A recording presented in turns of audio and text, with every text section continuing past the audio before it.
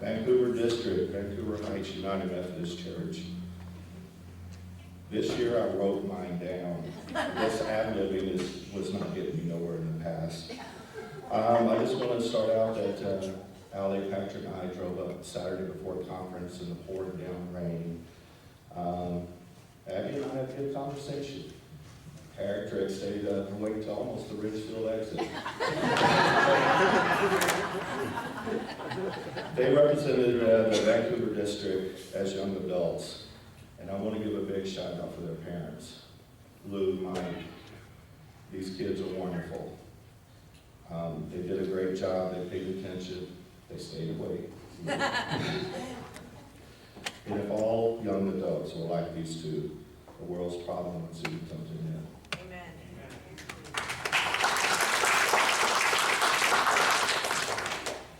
So this was my 5th annual conference.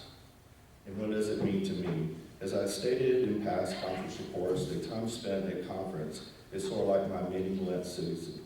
I value this time to reflect on myself, my emotional state, my physical state, and most importantly, my spiritual state.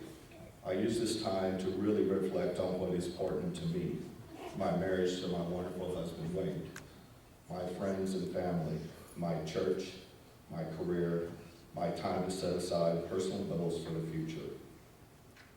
This annual conference came on the heels of the United Methodist 2016 General Conference held in Portland in May. It comes less than 1 week after the Portland Pride Parade and less than 1 week after the mass murder of 49 LGBT individuals gunned down at the gay nightclub Pulse in Orlando, Florida. This annual conference, like I said, was my 5th. Representing our church's voting laity, for me this annual conference was by far the most emotional, spiritually taxing, and draining conference. So let me start from a few weeks back and reflect on the general conference. I made it down to the convention center 3 days of the last week of the conference. The music and open worship was just amazing. Very spiritual, very uplifting. If you have a chance, you should look at YouTube and some of the preaching. It was great. The rest of the conference, well, not so much. The motto of the United Methodist Church is open hearts, open minds, open doors. Open hearts, open minds, open doors. My feelings about the tagline is a big old bull funky. That's right, bull funky. The term bull funky was coined by Whoopi Goldberg when she was on the TV game show Hollywood Squares.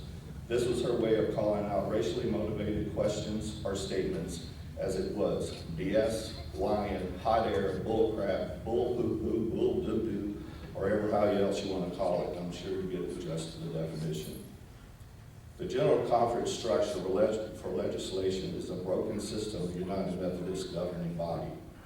I feel as a worldwide church, we cannot legislate our way out of disagreements. Just look at the General Conference in 2012. We could not even agree to disagree.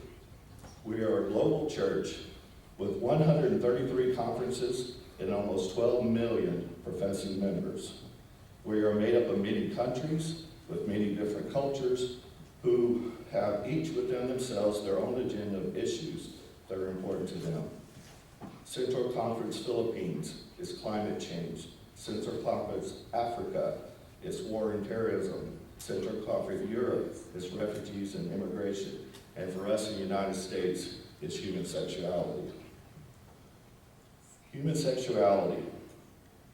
I really don't get why this topic has bumped the church, United Methodist Church, to the brink of schism. The second commandment of Jesus, Mark 12:31, love your neighbor as yourself. Doesn't that mean everyone, regardless? Rich and poor, black and white, Jew and Muslim, the neighbor that paints their house bright purple, the neighbor whose dog poops in your yard, straight and gay. Why is that we single out 6 verses out of 31,102 verses in the Bible? Why do we focus on these 6 and set aside the others? For my interpretation of the verses, as studied to whom wrote them, the time they were written, and the audience they were written for, I don't feel they have anything to do with homosexuality. Why are we so focused on these 6? Why not focus on the many verses that address divorce, adultery, slavery, murder, and most important, love? There are at least 92 verses about love. John 4:19, we love because he first loved us. You know, before the white Europeans invaded this land and slaughtered millions and millions of Native Americans and then assimilated them, the remaining few, to their religious beliefs, the Native people actually recognized not 2, but 5 genders. Masculine male, feminine male, masculine female, feminine female, and 2-spirited people. 2-spirited persons, transgender, were revered as special and held sacred because they had the insight of both male and female. Open hearts, open minds, open doors. Bull funky. Is homosexuality a choice? Are you born this way? For those who insist I have a choice in my sexual orientation, I turn the question around. When you decide to be straight? If I have a choice, then you do also, right? When I came out to parents at the rightful age of 30, even though I knew my sexuality was at the rightful age of 12, during discussion, the thing I was hell-bent on having my parents understand that this is not a choice, and that the good Lord created me this way in his image. For those who argue against this, you can argue until you're blue in the face, unless you're gay, you really don't have a clue. If you still insist you do, well then, it's time for you to step out of the closet. The United Methodist Book of Discipline was rewritten when I was around 6 years old to state that my life is incompatible with Christian teaching. Why would God create a whole segment of society that is incompatible with his teaching and love? Bull funky. As the Book of Discipline now states, United Methodist clergy can do funerals of the homos, but cannot marry them. They can bury us and put the final nail in our coffin, but are not allowed to unite us with one, the love of our life. General Conference in the Book of Discipline regarding the topic of human sexuality.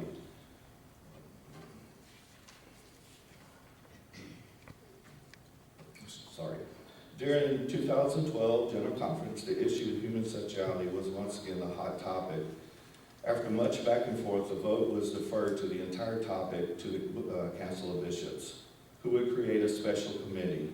A task force will be assembled with folks that represent all views, regions, backgrounds, whose main task would be to go through the entire Book of Discipline and take out all hurtful language. The Council of Bishops would then call a special session of the General Conference in 2018 or 19 to deal with this issue. Bull funky. My view on this action is somewhat mixed. I am happy that there is some glimmer of hope that this issue may in time finally be dealt with. But my fear is that this action was nothing more than just kicking the can down the road for another 4 years. Really. We've been kicking that can for over 40 years. The time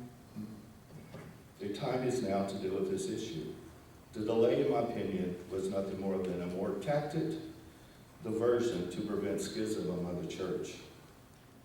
I feel that the Council of Bishops will only delay the process of putting this panel together and never call a special conference to deal with the issue of human sexuality. But what if the panel is assembled? What if the special session is called? What if a petition to change all of the hurtful, hateful language of the Book of Discipline is brought to the planetary fore? I feel it would be voted down. The votes are not there. As I said earlier, the church cannot legislate its way to a resolution on this issue. The time is now. If it is with schism of the church, so be it. Honestly, I really don't care if the church splits. I keep wondering at annual conference, if the Orlando shootings had happened 1 month earlier during the middle of General Conference, would that horrific event change anything? Probably not. Bull funky. Now to annual conference. Started out Friday morning with the theme, Keeping the Sabbath, Resting, Rejoicing, Returning, with amazing signal from the local Tongan and Samoan congregations, talking about perfect harmony between the very young and the not so very young. After opening worship, the opening of the planetary floor was right to the point. A motion by clergy Dave Wright, clergy at the University of Puget Sound, moved for action of nonconformity with the General Conference in the Book of Discipline regarding the topic of human sexuality. This motion would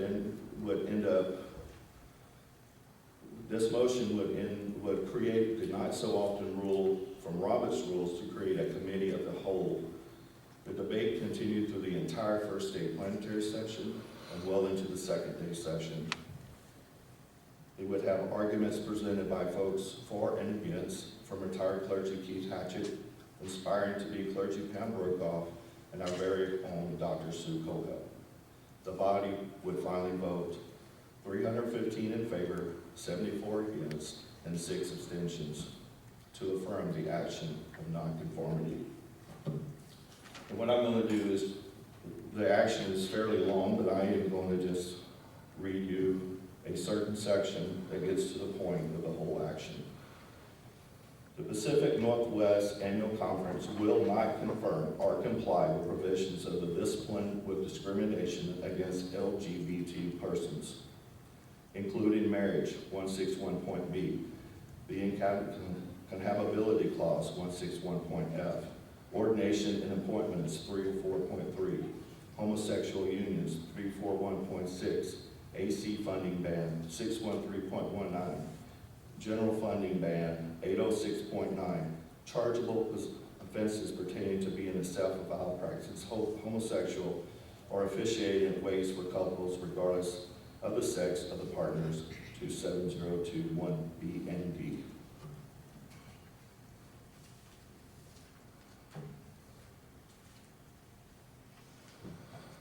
This, in my opinion, was a step forward to sending messages to the General Conference from the Redheaded Stepchildren of the Pacific Northwest Annual Conference.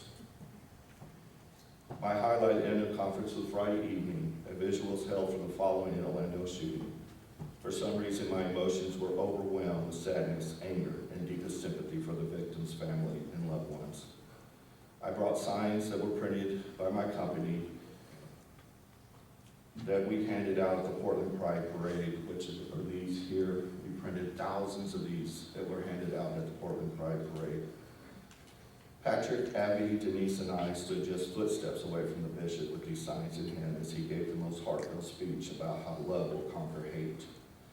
I walked away from the vigil feeling very humbled, sad, and confused by the question, what's next? Will my denomination revert to hurtful language in the Book of Discipline? Do I continue to call myself a Methodist? Or do I just become a monk, move to Bora Bora, and live my last days in the South Pacific? What's next? Only God knows. Vancouver Heights United Methodist Church. Oh, how I love my congregation. Even in my deepest depression, self-loathing state, I can always count on you for love and support. Outside of Wade, of course, because he's my rock at Gibraltar. Vancouver Heights United Methodist Church, a reconciling church for almost 20 years with a reconciling mission statement. Vancouver Heights United Methodist Church publicly affirms its ministry with the whole body of God and intentionally welcomes every person regardless of race, gender, age, sexual orientation, family situation, natural origin, ethnic background, handicapping condition, or economic status. Open hearts, open minds, open doors. Bull funky. Why I love 100% of my church family with all my heart. Only 98% of you practice this mission statement. To the other 2%, I really don't get it. I know we are entitled to our opinions, but opinions are like butts. Everybody has one, but most of them stink. I have nothing against those who have a different opinion than my own. But when this opinion is publicly spoken deliberately in front of a person that said opinion would cause great harm and hurt feelings, I do have a big problem with that. Case in point, you are standing in line at coffee hour behind me, And the opinion stated by the young couple that attended worship day refers to, look, we have more of those people. Are you walking down a hall after worship and you conveniently and boastfully ask the question with earshot of a person that would hurt the most? Is Mother Pantry really taking over the entire church? Just how much space do they need? Really? I mean, really? This outreach and mission has been with Vancouver Heights United Methodist Church for years, and in the time of the most desperate need, you question space in our church, where the space is not utilized, is so underutilized, or maybe you're just guilty of the years of neglect that we have done to this building. We should be so graciously honored that Mother's Pantry would want to even be here in our building. What would Jesus do? I'm sure it would be, we have a building and you don't. I still love the 2%, but I am very disappointed. I am convinced that we need to be 100% in compliance with God and show the love and grace that Jesus Christ taught us. So where does this leave me, spiritually, emotionally? I can say that I will refer to my church as Vancouver Heights United Church, no Methodist. I will say that I am okay, but that would be lying. What I can tell you is that I am very, very tired. The time for change is now. I can also tell you that after heavy rain, the rainbow always shines the brightest, and that I am a beloved child of God and a beauty to behold. Amen.